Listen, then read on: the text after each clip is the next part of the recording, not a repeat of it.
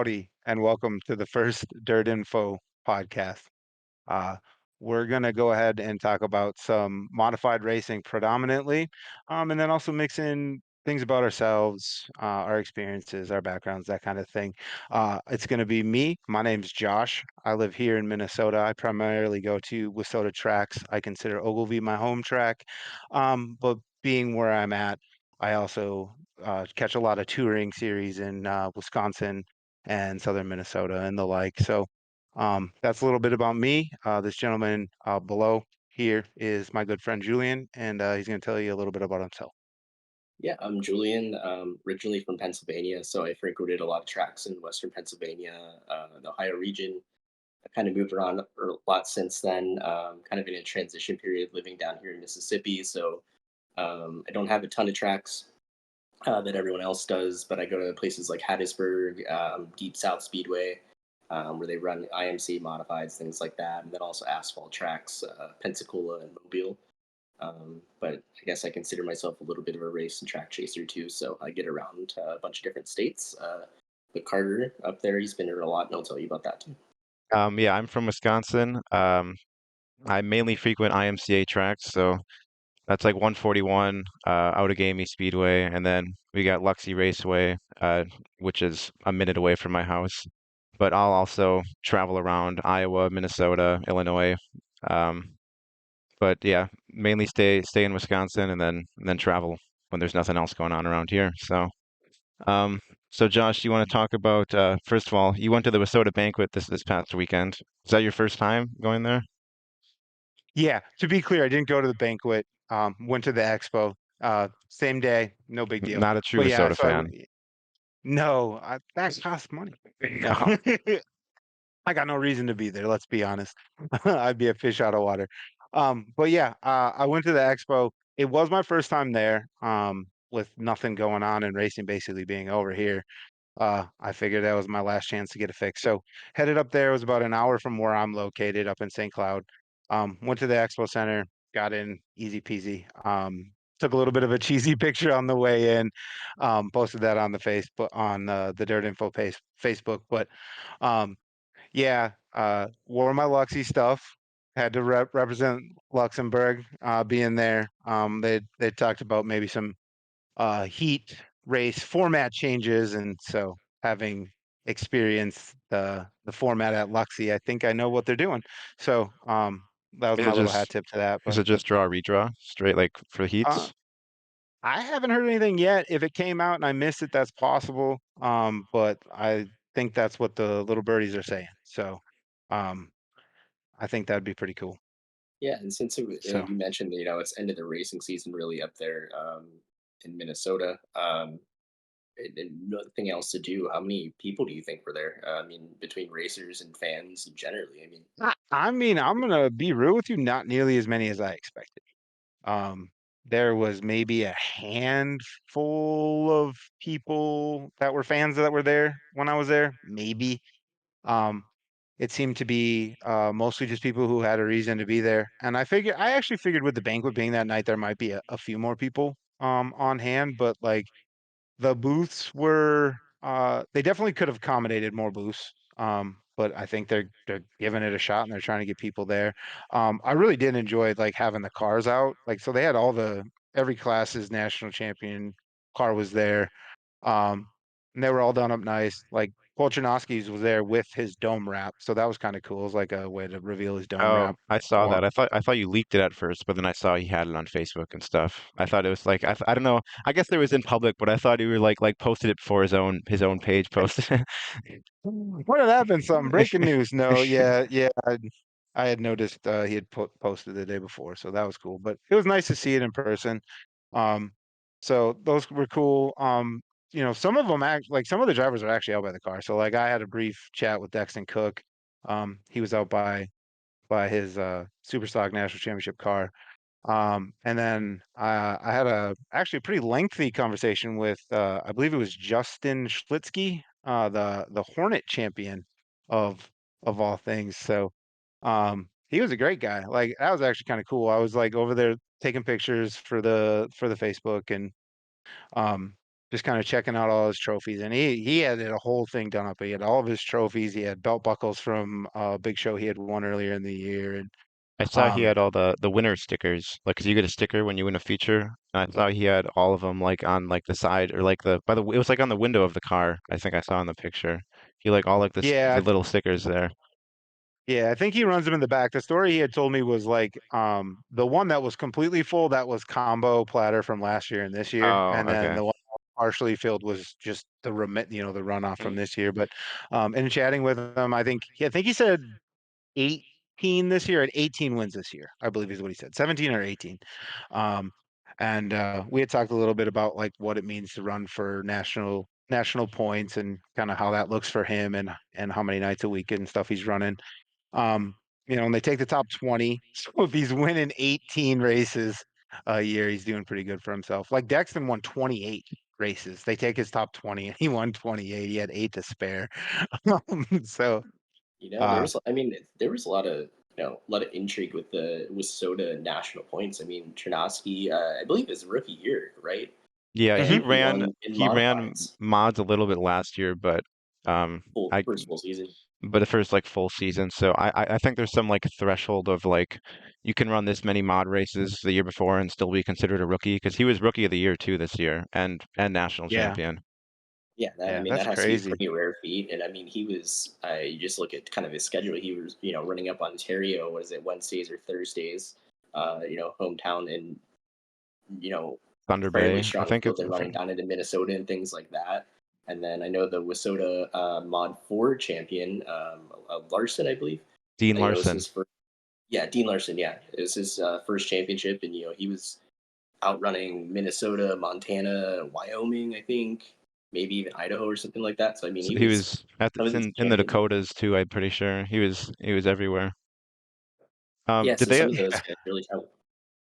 did they have like booths at the thing like to like buy stuff or was it just like showcasing like stuff for next year at the Yeah, so they had a couple vendors up. So like Dirt Race Central was there. Um Outlaw Graphics. I think it's Outlaw Graphics was there. They had a booth set up. WISSOTA had some stuff set up with like their WISSOTA 100 stuff. The Justin Slutsky, he had his merch all there. So like, I mean, he was ready to move some stuff. That dude was impressed, just like how good of a foot he put forward, kind of to represent his national championship season. I'm getting a little bit on a tangent, but like just worth Well, mentioning again. Like I he was really going to took it ask for you. serious. He put up merch and like Dexton had merch up too, and he was up by his car. So like, I mean, Dexton had free cookies from his wife Amanda. Like they're awesome. Like those are awesome cookies as is. And so, like there's definitely some stuff. There wasn't a ton, and like when you walk in, they have it set up, and so you go down one strip, and in the back, there was definitely like, I don't know, I want to say like 33% of the space left to fill. I mean, they were trying to give spots away, not is no knock on them for trying, right? Like they were basically saying, come, if you're a vendor, come set up stuff. So like, um, I don't know. I feel like I have to defend him a little bit, but like honestly, like my legitimate review is like I managed to fill time by taking pictures and talking to the few people that were there and making good conversations out of it. But honestly, there wasn't a ton to do. I thought it was cool that like Kyle Hall was there interviewing racers and stuff right up front. Like before I even walked in, I heard the guy. Um, and been a guest on his podcast. So he was working hard, didn't get a chance to see him. But if I'd have been paying attention, I'm bummed I missed a chance to kind of make a fool of myself. He was interviewing Dan Ebert, and underneath the Luxy hoodie, I had my Ebert shirt on, so I could have been like, ah! But- I mean, I know most of the people listening are probably not going to know you like I know you, but this sounds just like a regular trip to a track for you. I mean, you had food to try with the cookies, you had merch to yeah, buy. You always love to buy mhm, merch, and you're yeah. always You, talking to people in the pits. So, I mean, was this like, I don't even know if you actually watch any of the racing when you go to I, races. So, I mean, like, what was the difference? I watched. Well, there just wasn't any racing. That was really the only difference. I watched the majority of the race. I'm I not mean, gonna like, how many pretend like races have I you sit there been like you to guys this year? I mean, you could just glued add to this the to your seat. But list. I did mean, they so light that's off another one for your did, list. did they light off fireworks in the building? they didn't. But I maybe at the I should probably tell Kyle that that needs to be added. They would have more people there. At minimum, I think more people would be there for the fireworks. So at you least you guys could. might leave, but others would show up. I mean, there's cookies, fireworks, food. I mean, Yeah, yeah. So no, but I did actually, I did talk to one vendor, Dirt Rate Central, who someone here is a little more familiar with than the rest of us. Um, but I talked to a gal by the name of Haley. She very much knew Carter. Um, big fan. Lots of positive things to say. Um, at one point, she actually was curious how single you were. I let her know very, um, but it wasn't for her. Don't Yeah, worry. I know her husband, and Yes. No, she just said you were a nice boy and you would be a good boyfriend. More or less the takeaway I got out of that to embarrass you a little bit. But other than that, her and I both bragged about your detail oriented nature and how reliable you are. So it was pretty cool. I bought these hats for the two of you. This is the street stock tour, the WISSOTA street stock tour. I've got one in black. I've got one in blue. And I was figuring I would let you guys decide who gets what. I don't have a black hat. I have a blue hat, but I'll take the blue hat. Perfect. I think And actually then as almost all my hats like around me right now are black hats, so Yeah, you we'll need go more blue ones. you need a pop of color. So like the blue will my be Lucas perfect. Wolf hat that I'm wearing right now, and And then then there were goodies though. To be fair, like David Simpson, the Midwest Mod national champion, had um so he races out of Thunder City Speedway. So he had lanyards. The Speedway had lanyards and then he had some stickers. So I actually picked up two. These are going to you boys as well. So that's going to be Appreciate in the it. care package as well. more people So should know about Thunder City Speedway. If you don't, that's the track that I was talking about. Cool Chernosky runs on weekdays. They Midwest Modifieds, I think they, if you look at my race pass, I think they get like 40, 45 cars like weekly. Yeah, And I mean, some of the guys it's on there never even make a race all season. That has to be one of the toughest fields in the country. So I mean, to run there and win, and then also win a national championship, that's pretty crazy. and yeah. I heard on another podcast, so shout out to the One to Go show. They were mentioning the track, and I guess they get like thousands of fans for like weekly shows. That's what I heard from them, and like I guess the racing culture up there is like how it was like in the 90s, like in the US. Like they still go weekly, and this is a Wednesday weekday shows, you know, which is tough for fans, and they get tons of cars, tons of fans supposedly. And it feels like, and I think, did they just start racing like a few years ago? Like they might have opened back up or something. I feel like somewhat recently. I could be wrong on that, but I've seen video from there, and it looks like a nice facility too, like really nice facility. And they got it going on up there. They're doing something right that we're not doing down here. So Yeah. Yeah. I mean, they had two national champions, yeah, right? two of Two them. WISSOTA national champions running up there. So, I mean, And they're a lot definitely of doing more something guys right. that run in the top five, even in points, I think that run up there too, weekly. I mean, I know Carter, and sometimes I sometimes play the My Race Pass fantasy game on there, and so we're always. I mean, it's a tough field to even do anything on there. There's so many good cars. So Yeah. Yeah. No, that's pretty cool. And I mean, obviously some of those guys, I mean, to win national championships, they must be, you heading down here and then racing on top of that. So like Yeah, they'll that is come down actually here pretty much every weekend. Like Chernovsky and Simpson will come down here. It feels like every weekend to run. yeah. Um, do you have anything else from the WISSOTA Expo? Is that what you're calling it? Yeah, so I just went to the expo. I don't know. No, I think that's mostly it. Like we covered most of all of it. It was actually a fun time. I'll leave it with this. It was a fun time. It's what I expected. And hopefully, with what they were doing, it looks like they were pumping out a bunch of content and stuff from there too. So hopefully with what they're doing, they'll be able to keep growing it because I think um it could be a cool thing. All right, Julian, you want to mention a little bit about the big block portion of the World Finals because they do classify as a modified, so I guess yeah, they're worth a mention. I mean, being from the Northeast, I love big blocks. No one else on here loves big blocks the way I love big blocks, even though Josh owns a Ronnie Davis third shirt.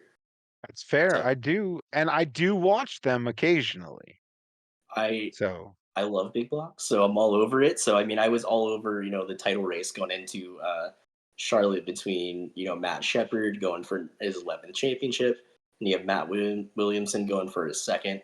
And what shocked, I didn't realize this. I'm always looking at big block stats, but going into Charlotte, did you think that Matt Shepard would have only had one win in Super Dirt no, Car Series racing all year? absolutely not. I saw that and I was like, that's crazy. Like I mean, he won everything under the sun last year. Like I mean, you would he have had never thought. overall. I mean, you look at and then shout out to Race Stats Central. They have Northeast Modfacts .com is I believe the site address. They have all big block and 358 modified stats on there. I think Shepard has 30-ish big block wins this year, but only one on the STS tour. That's And crazy. that's, I mean, he won, STSS title, Fonda Championship, and then, but the big telling thing was, I mean, Shepard had a great season. I mean, not knocking on Shepard, it's crazy, that somebody could somehow edge him out and be better than that. But Matt Williamson went to run Land of Legends and Canandaigua weekly to run more big block stuff, and Shepard was there as well, and Williamson won the track championship there, and he also won the track championship in 358s on Friday at Ransomville. But going into Charlotte, he was trailing, I believe it was like 24 to 26 points, something like that. And Williamson was, right? yeah, Williamson was trailing. Yeah. And then you go into the Which first night, I mean, he had a fistful of wins too, so that just kind of, I yeah, I think mean, 8 wins. yeah. And Yeah. then So Friday, I was it Thursday night, the first prelim night, Shepard immediately goes out with some sort of engine problem after he changed engines that morning. And there was mhm. I believe Hannah Newhouse was talking about how they had to change the engine with like back a truck up and get the engine out and all this stuff they went through. And then they have an engine problem or failure or something. Yeah, And proceed to then, lose it pretty early in Tim the Fuller feature wins the too. race, massive swinging points. Williamson's ahead now, and now Shepard's playing catch up. Going to Friday night, Williamson wins the feature, and then I Yeah. mean, it's a massive uphill battle on Saturday. And Williamson, I mean, in the post race, he said, I think one of the nights he felt like he was going to puke going out in the car. He was so nervous, but he held on. Anthony Perego actually got the win on Saturday night. I think it's his third Super Dirt Car Series win, and he's actually Matt Shepard's really Sounds good about friend. right. So that's kind of a funny story there. But Williamson holds on, gets his second SDS title, and so I mean, it is a huge year battle between the Titans. I mean, Stuart Friesen obviously has his NASCAR obligations, but you have, Yeah. I he mean, was up there winning he ran everything. more this year than Yeah, last, it felt like, and he definitely won more than last this year as well. So, yeah, and I think um, they almost evenly split all the big races. Really, Williamson, Shepard, and Friesen. So that was, I mean, that was just a really fun battle that I enjoyed following. I mean, these guys that don't really follow big blocks like I do, so they're following. I love the WISSOTA, USRA, IMCA stuff, but the big blocks are really fun to follow too. So, yeah. Well, we begrudgingly let you shoehorn big block modified in under the guise that they had modifieds in the name. So, and speaking of, I know they're gonna kill me for this because they don't like asphalt either. But shout out to Matt Hirschman who won the North South Shootout at Caraway on I think it was Saturday too. So there's another one, and then yeah, so you guys are All gonna right. kill me now. But I mean, we have some you're races hoping to talk we about add this you back weekend, so now, we'll move right? on from Like, big blocks. But I believe we have a couple big modified races going on this weekend that we wanted to talk about. The first one is Springfield. They have I believe it's an IMCA No, sanctioned race. it's Not open. open. It's open. Yep. Open. open. Yep, it will Okay. run your sanction. Yep. Yeah. So I guess you could get some IMCA cars, but it's primarily like open mods that'll probably show up if I had to guess. Mhm. Yeah, that I believe pays 60-64 to win. Mhm. And last year they ended up with about 58 modifieds. Last year, Tom Berry Jr. picked up the win over Dylan Thornton and Terry Phillips. So you get a lot of quality cars there. Um, Carter, what do you think going into like this year? I mean, some drivers that might show up. Yeah, Terry Phillips, obviously, again, being from Missouri, but Kenny Schrader, Chase Holland's going to venture up there. He's always all over the place running things. So Before you answer, real quick, before you answer, I do just will note, TBJ, I think said on Facebook that he's not actually going to be there to defend. So, just a note that he won't be back defending his title. But, um, so admittedly, I do not know many of the people going there besides the ones you just said. After my quick search on Facebook, but I'm assuming if they got 58 last year, they'll probably get a good field, probably what 50 or something. And I'm sure there'll be some more bigger names that we just haven't seen that'll go there. Um, but I mean, if Phillips ran third there last year, I guess as of now he'd be my favorite. Especially if TBJ and Thornton aren't going to be there. So there's two guys. The two guys that beat him last year probably won't be there anymore. So I I mean, mean, by default, that means he's going to by win, default, he's probably going to win. right? But yeah, I I'm mean, sure you'll get some USMTS guys that'll show up that are like in that area. So he'll have some yeah, I competition. mean, We just don't know who yet. maybe even like a Tyler Wolf or something like that might show up. Being from the area. Um, I don't know. I'm trying to think. Maybe like a John Mitchell or something like that. Any kind of like the Arkansas area, Missouri, kind of eastern Kansas. I mean, there's a lot of good drivers out that way, but you don't really hear about very often. And But you then you could get also have some. this. Oh, go ahead. Yeah. No, You you go you ahead could first. get some travelers too. Like well, I guess Chase Holland is one of them already, Yeah, and Chase Holland's going to some be there. Texas guys maybe. I don't know if there's anything going on down there this weekend. If and they might some of them might make the trip up north and run it. And UMP guys too. UMP guys can run it too if they want. And Missouri's Yeah, I not. mean, it looks like I was gonna say it looks like a good. I mean, I don't know. Looking at some of the pre-entries, I mean, they got about 28. I think it looks like. Admittedly, they all seem local to the area, but I would assume they got to be some UMP guys. I think I saw the Grosses on there. If you know, memory serves, I think they run UMP stuff. So, like Gary Gross and Haley Gross, I think will be there. And Holland, I think has a USRA car and Uh, or he might a have UMP Maybe both. car. He has UMP for sure because he ran Yeah. Charlotte a couple weeks ago, and that was all UMP. So I believe Holland at least was getting rid of the USRA car. Okay. I don't think being down here in Mississippi and they don't really have many options to run it unless they go to somewhere like Boot Hill or something like Yeah. that. So I think Well, he was getting rid of it. there's a why not or something runs an open or whatever, the way he runs it pretty regularly there. Like Wascom is there and I think Lusenberg or Lusenberg, yeah, Jay Lusenberg. yeah, Yeah, yeah. I mean So that could be I one can't too. I remember mean, what track that is, but there's a track where he was running it. But nonetheless, so I mean it could be any of the sanctions. Can yeah, run and it. then I don't know. I'd love to see some WISSOTA guys go down there. Like, I don't know. Maybe years past they couldn't hang or didn't think they could hang, but we had some, we had some open shows up here this late in the season. And Landon Atkinson kind of waxed them and won a big 10K race there against some of the USMTS guys. So I don't this think is there's a any good. doubt we can run. I was gonna say is once you have like the early shows and like these long, like kind of open mod programs, right, where you can kind of run anything and they kind of have a rule set where you kind of just run your rule set.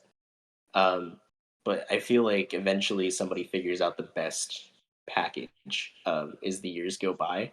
And I know they had that out in Vegas where they had the open kind of rule set and everything like that. And I remember before that they were talking about which package they should bring. And I think a lot of the guys ended up getting an IMCA package because it was so slick out in Vegas. So I'm sure somebody figured it out, and then maybe some guys don't want to come down and run it because their cars just don't, adapt to that rule set as well.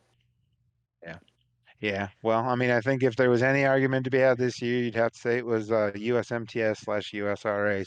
You know, Dillard and Chisholm picked up both the big checks pretty convincingly.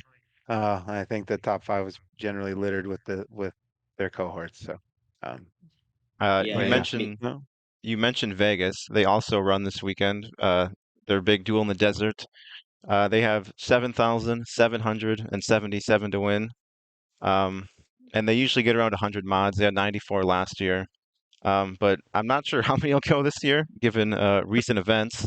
But last year, Austin Cool won, Ricky Alvarado second, and Jeff Taylor third.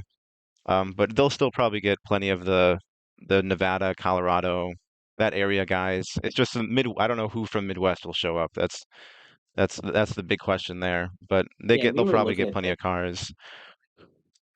and before the show, we were talking about and sitting there and looking at the entry list for last year. We were surprised how few cars from the Midwest actually went out to Vegas. In years past, you had everyone from the Midwest that really got to Vegas, and we were kind of shocked that so few. I think that was like maybe Cool Sarneski, some Cole, drivers from Ethan Braxma from Iowa, but yeah. I think there was two Iowa drivers, and I mean obviously Iowa is littered with IMCA mods, and they travel all over the Mhm. place, and they were And, nowhere to be seen last year.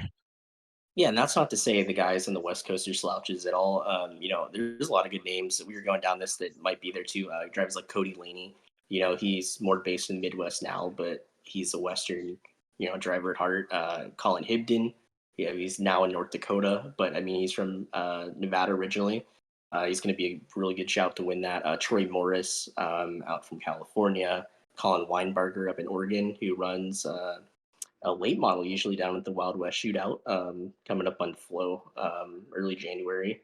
And then you have the Jaeger brothers, Braxton and Bryson, coming down from Wyoming, and they're usually pretty strong runners. I know they at least maybe a win or at least a top five or something at Vegas recently within the past couple of years. So, I mean, it's still going to be a pretty good field.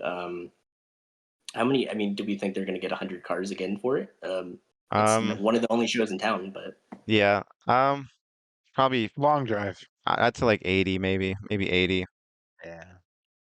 but I mean, I think it's going to be at least a good show for who gets there, and the West Coast guys will get on a show too. And I think there's also just like a weekly regular race down at Central Arizona of some sort. So some of the Arizona guys might stay there and run stock cars or something like that.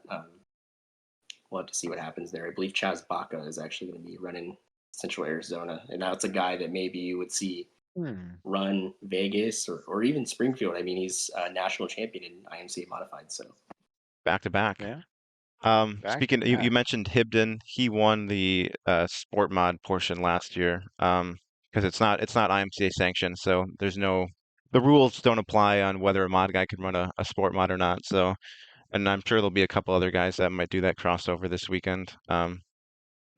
But yeah, I think they'll be all right for the weekend. yeah, I mean, if Um, you're a Yeah. it'll be a good show. So so do you want to go to our one for the road segment, or do you guys got anything else to say on Vegas? Josh, you got anything on Vegas? Big IMCA guy? Huge. I mean, I'm a Benji lacrosse fan, so obviously I'm a true blue IMCA fan. I know everything about it. Um, no, I being real, I suspect the car count will be down as compared to previous years. Um, I hope for everyone working their butt out and everyone spending the money to go out there that it's a good show. So I think that's the long and short of what we want to say about all the and other things going around it. So and I haven't really mentioned that I was a Vegas resident for about 8 years or so. So I mean, and for the fans out there, there's not a lot of dirt racing within reach. You have Mojave Valley down in Arizona. It's about a little less than 2 hours. But then you have with the closure of the track up in Pahrump, Vegas, the dirt track. That's the only other show in town unless you drive all the way out to California. So I mean, for the dirt fans of Vegas, I hope it's a good show. And there's a lot of racers from Vegas. Obviously, the Busch brothers, NASCAR, are the most notable, but there's a lot of people coming up through the pipeline that are from the Vegas area. So for the fans' sake, I hope it's a good show. for sure, All for right. sure. So So we can start with the one for the road segment, and I don't know, Julian, you want to explain what this is so they're not confused why we're just saying random things here? Yeah, so basically, our one for the road segment, we're just something in the racing world that we want to plug. Maybe a driver that had a great performance, maybe just a track that you should know about, or a food at a track. It could be anything racing related, and we want you to know about it. And we think it's important that you should know about it. Since I'm rambling on about it, I'll just kind of drop mine here real quick. Speaking of Northeast Modifieds, and you guys are going to hate me for this one, BAPS Motor Speedway up in Pennsylvania has a race this weekend. They have 410 sprint cars on the card, but they also have 358 modifieds. which they only ran there once this year. I don't know if maybe a couple got rained down. I think they had 3 or 4 shows last year. But Billy Pouch Jr.